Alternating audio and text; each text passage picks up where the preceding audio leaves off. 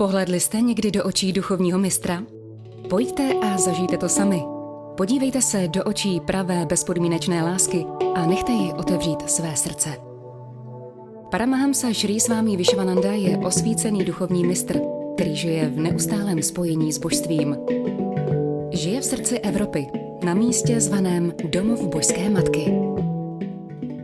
Odtud předává lidem darshan online, aby z něho každý mohl mít přínos.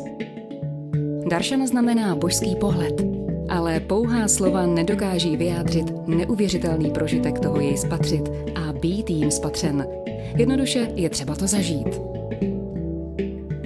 Pohlédněte do očí bezpodmínečné lásky a nechte ji otevřít své srdce. Nyní můžete mít svůj vlastní zážitek s tímto duchovním mistrem, ať jste kdekoliv. Prociťte to sami a dovolte lásce navrátit se.